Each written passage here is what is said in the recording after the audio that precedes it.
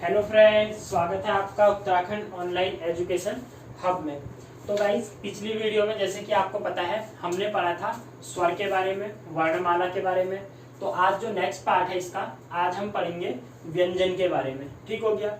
व्यंजन कितने प्रकार के होते हैं, कैसे कैसे इन्हें डिवाइड किया गया है। तो देखिए, जब व्यंजन पे आते हैं गाइस, अगर इससे पहले बता दो, देखिए हिंदी की सीरीज आपको स्टार्ट की है। हिंदी आपकी क्या होती है, उत्तराखंड ग्रुप सी के एग्जाम के बारे में बात करें तो 20 मार्क्स की आपकी हिंदी आती है। उसके बाद आपका ये सीटेट हो गया, पुलिस हो गया, चाहे वो यूपी पुलिस हो या उत्तराखंड पुलिस हो, ठीक है, दोनों में ही आपका क्या रहता है, हिंदी का वेटेज अच्छा रहता है। तो किसी भी एग्जाम की आप उत्तराखंड में तैयारी कर रहे हैं तो हिंदी तो आपकी मस्ट है। यूपी और उसके बाद हरियाणा और उत्तराखंड, ये स्टेट ऐसे हैं जहाँ पे हिंदी आनी आपको क्या है, अनिवार्य है। तो देखिए, जब व्यंजन की बात करते हैं तो व्यंजन को मैंने आपको पिछली वीडियो में बता दिया था, एक ओवरव्यू दिया था। 3 टाइप के बेसिकली बांटे थे, स्पर्शी व्यंजन, अंतस्थ व्यंजन और ऊष्मी व्यंजन। ठीक हो गया। तो उसमें अगर आप एक एक करके बात करें, स्पर्शी व्यंजन क्या होते हैं, तो स्पर्शी व्यंजन क्या होते हैं मैंने बताया था आपको। स्पर्शी व्यंजन में आप जब उनको बोलोगे, जब उनका उच्चारण करोगे, तो उसमें आपकी कोई ना कोई क्या हो रही होगी, मुख का कोई ना कोई पार्ट आपका क्या हो रहा होगा, यूज हो रहा होगा, प्रयोग हो रहा होगा। तो वो कौन से व्यंजन कहलाते हैं, स्पर्शी व्यंजन कहलाते हैं। ठीक है। अब देखो, मैंने इसे इस तरीके से डिवाइड कर दिया है, इससे आपको बहुत इजी पड़ जाएगा क्या होता है करके याद करना। ठीक है। अब देखो, एक साइड लिखा हुआ है वर्ग और एक साइड लिखा हुआ है वर्ण। तो वर्ग और वर्ण में क्या हो जाएगा, देखो मैंने बताया था आपको क वर्ग, चौ वर्ग, टौ वर्ग, तौ वर्ग और पौ वर्ग, ये हमारे क्या हो गए, वर्ग हो गए। ठीक हो गया। यहाँ मैंने लिखे वर्ण, इनके अंतर्गत वर्ण कौन कौन से आते हैं। ठीक है। अब देखो, वैसे तो ये उच्चारण जब बोलते हैं ना तभी हमारा आ जाता है। अब क वर्ग जो होता है ये कहाँ से होता है, यहाँ से स्टार्ट करना आपका। ठीक हो गया। या फिर एक चीज याद रख लो, KTN, क से हो जाएगा आपका कंठ। ठीक हो गया। उसके बाद टी से हो जाएगा आपका क्या, तालव्य या तालु बोल सकते हो। उसके बाद एम से क्या हो जाएगा, मूर्धन्य। और उसके बाद तौ, KTM, तौ से क्या हो जाएगा आपका तालु। ठीक हो गया। ये दंतोष्ट आ जाएगा, तौ दंत आएगा यहाँ पर। और अगर बात करोगे गाइज पौ वर्ग की, तो यहाँ ये क्या हो जाएंगे, होठों से लगते हैं तो ओष्ठ। तो इतना हो गया। ठीक है। अभी याद कैसे करना है, या तो लर्न कर लो या नहीं भी हो रहा तो देखो, कंठ मतलब ऐसे व्यंजन जिनको बोलने में क्या होगा, ये वाला आपका कंठ से आवाज आएगी। ठीक है। जैसे बोलो क, ख, ग, घ, अंग हो रही है, क, ख, ग, घ, अंग कहाँ से आ रही है, कंठ से आवाज आ रही है, गले से आवाज आ रही है ना। तो क, ख, ग, घ और अंग कैसे वाले व्यंजन हो गए, कंठ से आवाज आती है इनकी। ठीक हो गया, कंठ हो जाएगा। क्वेश्चन कैसे पूछेगा, बोलेगा घ का उच्चारण स्थान कौन सा है, कंठ, तालु, मूर्धन्य या दंत। तो ऐसे आपसे क्या बोलेगा, क्वेश्चन पूछेगा। ठीक हो गया। तो पहला वर्ग आई थिंक आपको समझ आ गया होगा, याद करने की ट्रिक अभी बता दूंगा। दूसरा है चौ। ठीक हो गया। चौ से बोलो चौ, छ, ज, झ, य। तो देखो, जो आपके जीभ के ऊपर वाला पार्ट है ना, बेसिकली इसे क्या बोला जाता है, छत बोला जाता है, मुंह की छत बोला जाता है। अब इसमें 2 चीजें होती हैं, एक बार आपकी जीभ पीछे वाले पार्ट को लगेगी, एक बार आपकी जीभ आगे वाली पार्ट को लगेगी। जब जीभ आपके पीछे वाले पार्ट को टच करेगी तो वो तालव्य कहलाता है। जब जीभ आपके आगे वाले पोर्शन को टच करेगी, छत के आगे वाले पार्ट को, तो वो क्या कहलाती है, मूर्धन्य कहलाती है। दोनों को बोलो, अंतर पता चलेगा। देखो च, छ, ज, झ, य बोल दिया। अब बोलो टॉ को, ट, ठ, ड, ढ, च, छ। देखो चौ में थोड़ा पीछे आ रही होगी, ट, ठ, ड, ढ, न थोड़ा आगे आ रही है। ठीक हो गया। तो ये हो गया तालव्य, ये हो गया मूर्धन्य आपका। उसके बाद आता है आपका दंत। दंत का मतलब जो जीभ है वो आपके दांतों को क्या करेगी, टच करेगी। तो दंत में क्या आ जाएगा, देखो त, थ, द, ध, न बोल के देखो, खुद जब आप बोलोगे त, थ, द, ध, न, हर अक्षर को बोलने में आपकी जीभ लग रही होगी, कहाँ, दांतों को। तो ये क्या हो गया, इनका उच्चारण स्थान दंत हो गया। ठीक है। लास्ट आपका बचता है प वर्ग की बात। तो प वाले वर्ग को जब बोलोगे तो ये आवाज कहाँ से आती है, आपके होठों से। देखो मतलब होठों से क्या, होठों का यूज होगा इस पे। प, फ, देखो होठ क्या हो रहे होंगे, टच हो रहे होंगे। प, फ, ब, भ, म हो गया। तो ये सारे के सारे हो गए गाइज आपके क्या उच्चारण के स्थान पर स्पर्शी व्यंजनों के प्रकार।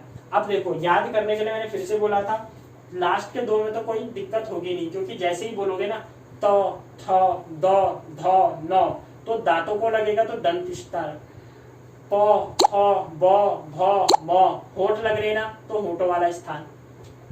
इसमें याद कर लो बाइक आती है या पेटीएम होता है ना तो केटीएम याद कर लो। क्या याद कर लो? केटीएम।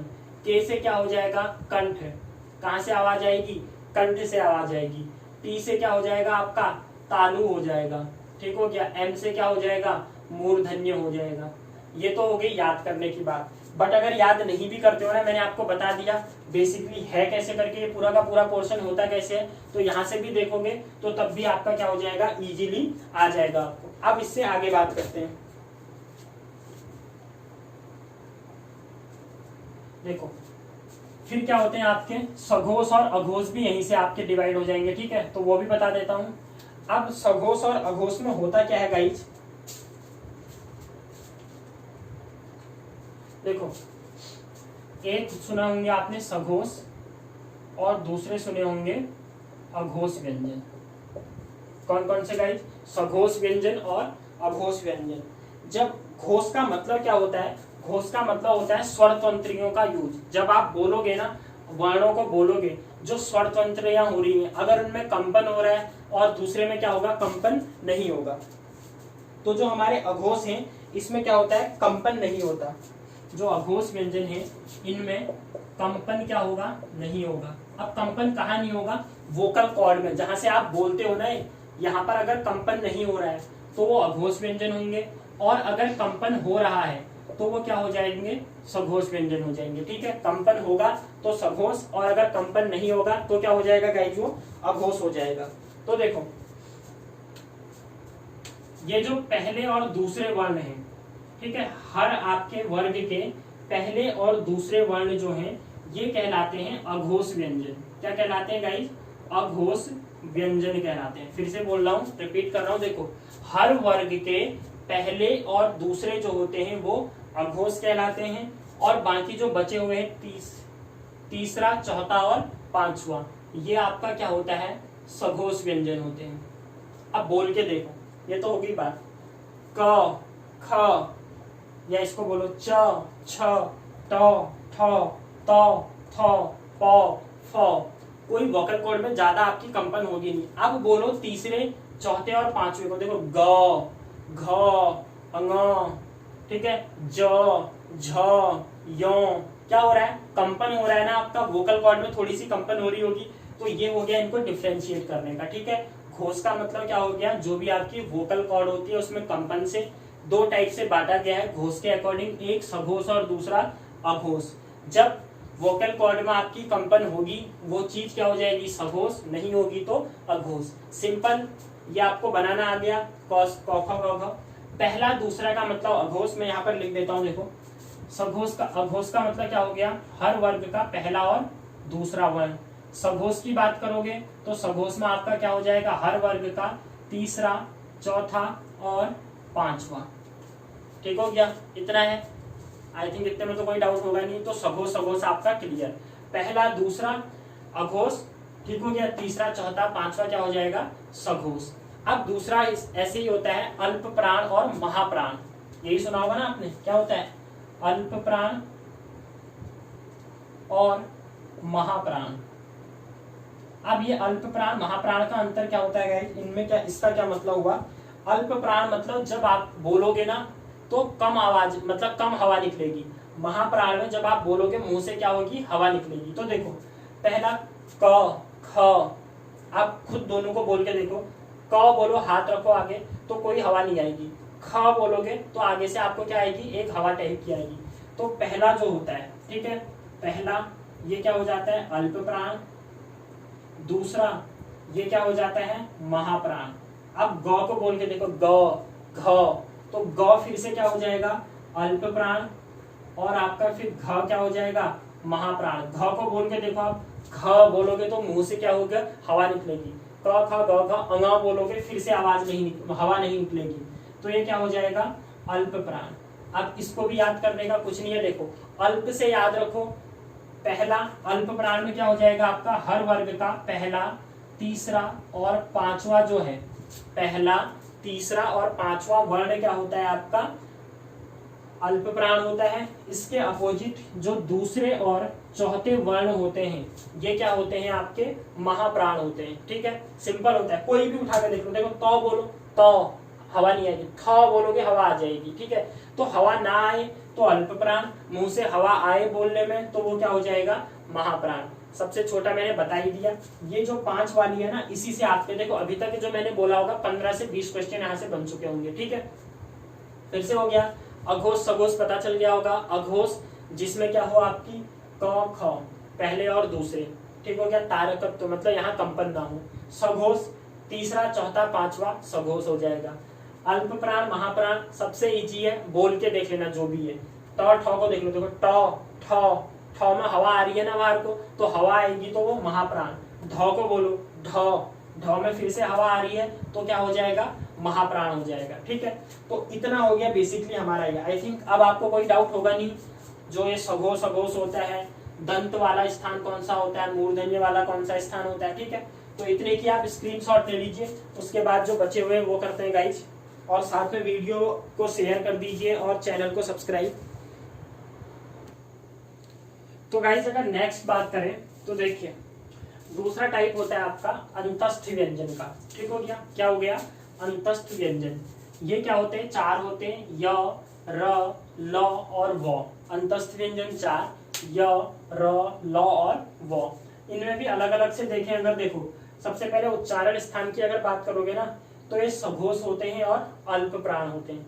य र ल व चारों के चारों सघोष व्यंजन है और कैसे हैं, अल्प प्राण व्यंजन है। र जो होता है, र इनमें लुंठित कहलाता है। ठीक है, र देखो जीभ क्या कर रहा है, र ऊपर होते हुए, जो आपकी जीभ है ऊपर होते हुए लुढ़कते हुए कहाँ की ओर आती है, नीचे आ जाती है, तो लुंठित व्यंजन कहते हैं र को। ठीक है, ल की बात करें तो इसे पार्श्विक व्यंजन कहते हैं। य और व जो होते हैं ये अर्धस्वर होते हैं, कभी ये स्वर की तरह क्या कर लेते हैं, बिहेव, और कभी व्यंजन की तरह। तो ये 4 याद रखिएगा। इसमें से र तो बहुत ज्यादा पूछता है, लुंठित व्यंजन कौन सा है, तो र जो है वो कैसा व्यंजन है आपका, लुंठित व्यंजन है। फिर बात करते हैं आपके, देखिए तीसरा ऊष्मी व्यंजन या फिर संघर्षी व्यंजन।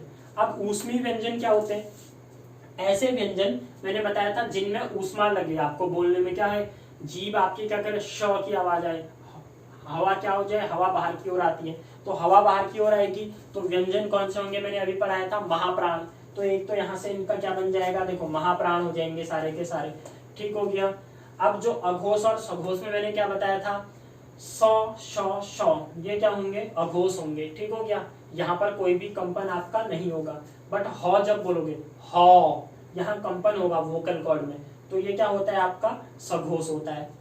पहले 3 सौ सौ सौ, तीनों सौ कैसे अघोष हो जाएंगे, ह कैसा हो जाएगा, सघोष हो जाएगा। ठीक हो गया। अगर इनके ये देखो तो सौ तालव्य के लिए होता है, दूसरा सौ जो होता है ये मूर्धन्य होता है, सौ जो होता है दंतमूल होता है। ठीक हो गया, तो इतनी इंफॉर्मेशन हो गई इससे। फिर आपके पढ़ते हैं उत्क्षिप्त व्यंजन। कैसे व्यंजन, उत्क्षिप्त, तो 2 हमारे उत्क्षिप्त व्यंजन होते हैं, एक हो गया ड और दूसरा क्या हो गया, ढ। देखो दोनों में कंफ्यूज मत होना, एक सिंपल ड है, ये अलग है आपका, बट अगर नीचे आप यहाँ बिंदु लगा दोगे तो ये उत्क्षिप्त व्यंजन हो जाएगा। ठीक है, ऐसे ही ढ के साथ, ये सिंपल ढ अलग है, बट अगर आप यहाँ लगा देते हो तो ये क्या बन जाएगा, उत्क्षिप्त व्यंजन बन जाएगा। तो उत्क्षिप्त व्यंजन 2 हो गए, ड और ढ। ऐसे ही संयुक्त व्यंजन की बात करें तो संयुक्त व्यंजन 4, छिय, त्र, ज्ञ और स्रव। ठीक है, यहाँ से पूछता क्या है, इंपॉर्टेंट चीज वो याद रखिएगा। छिय जो होता है वो क्या होता है, क धन सौ, छिय क्या बनेगा, क धन सौ। अब देखो एक क होता है ये और दूसरा आपका होता है ये, दोनों में अंतर क्या होता है, देखो कोई भी अगर आपका व्यंजन है ना तो उसको बोलने में अ जो है वो हमेशा यूज होगा। देखो क अ आ रहा है ना, ख ग ङ, अ हमेशा हर व्यंजन को बोलने में अ का यूज तो होना ही होना है। जब आप इसमें बिंदु ये आप हलंत लगा देते हैं तो हलंत का मतलब क्या है, आप यहाँ से स्वर हट चुका है, क अ वाली आवाज नहीं आएगी साउंड। ठीक है, अ हटा दिया है आपने, तो एक क धन सौ का मतलब श, आपने क्या बोला इसे, छियो, छियो बोला ना, क छियो। तो यहाँ जो क के साथ ओ आ रहा था वो हट गया, बट सौ के बाद वाला ओ तो रह गई। ऐसे ही त्र है तो तो धन र, त्र त्र, तो नहीं बोल रहे आप, त्र बोल रहे हो, ठीक हो गया। तो धन र क्या हो गया आपका, त्र हो गया। ऐसे ही ज्यों की बात करेंगे तो ज धन यो, ठीक हो गया, ज धन यो ज्यों हो गया। स्र की बात करोगे तो सौ धन र क्या होता है, स्र। ये बहुत पूछता है, निम्न में से ज्यों को लिखा जा सकता है इस तरीके से, तो ये भी आप याद कर लीजिएगा गाइस, ठीक हो गया। तो एक टोटल कितने हो गए, 33 हमारे क्या हो गए, व्यंजन, ठीक है। दो अगर आप ये वाले भी मिला लेते हो तो 33 + 2 35 हो जाएंगे। अब वो ऑप्शन में क्या है वो आप देख लोगे। तो ये हो गया गाइस पूरा का पूरा हमारा व्यंजन वाला पार्ट, ठीक है। तो आई होप इतने में अब आपको समझ आ गया होगा स्वर क्या होते हैं, व्यंजन क्या होते हैं, उनके प्रकार क्या होते हैं, ठीक हो गया। उच्चारण स्थान क्या है, सघोष क्या होते हैं, अघोष क्या होते हैं। अब इतना हो गया गाइस वर्णमाला में। तो वर्णमाला यहाँ पर हो जाएगी एंड अप। अब आप मेरे को कमेंट में बता दीजिएगा कि वर्णमाला के आप एमसीक्यू क्वेश्चन है वो आप नेक्स्ट वीडियो में चाहेंगे या फिर पहले थ्योरी वाला पार्ट कंप्लीट करें उसके बाद एमसीक्यू की सीरीज को स्टार्ट करें। तो ये कमेंट बॉक्स में बता दीजिएगा। और अगर वीडियो पसंद आ रही है गाइस तो वीडियो को लाइक और शेयर कर दीजिए, चैनल को सब्सक्राइब कर दीजिए। अगर आपको व्हाट्सएप पे ऐड होना है हमारे नोट्स के लिए तो व्हाट्सएप ग्रुप है 8218642689, ठीक है। बॉयज एंड गर्ल्स दोनों का अलग अलग ग्रुप है, तो आप इस पे मैसेज कर सकते हैं, आपको ऐड कर दिया जाएगा। साथ में गाइज उत्तराखंड एमसीक्यू की सीरीज चलती है डेली, ठीक हो गया। जिसने देखी होगी उसे पता है एमसीक्यू सीरीज में हम 4 के 4 ऑप्शंस को डिस्कस करते हैं, जो भी एक्स्ट्रा फैक्ट्स होते हैं वो सारे आपको इसमें प्रोवाइड करवाए जाते हैं। तो इतना था गाइज पूरा का पूरा। और हर संडे वन दरोगा की जो तैयारी कर रहे हैं, संडे को गाइज लाइव टेस्ट होता है 8 बजे, ठीक हो गया। रात को 8 बजे लाइव टेस्ट होता है। और उसके बाद वो जो 100 क्वेश्चन होते हैं वहां आप देख सकते हैं आपकी कितनी प्रिपरेशन हो रही है। उसके बाद मंडे से फ्राइडे या सैटरडे तक आपको डेली 20 क्वेश्चंस की साइंस की क्या दी जाती है, वीडियो दी जाती है जिसमें डिस्क्रिप्शन दिया जाता है पूरा, ठीक है, ऑप्शंस को सॉल्व करके। तो इतना था, मिलते हैं न्यू वीडियो के साथ, तब तक के लिए bye, thanks, have a good day.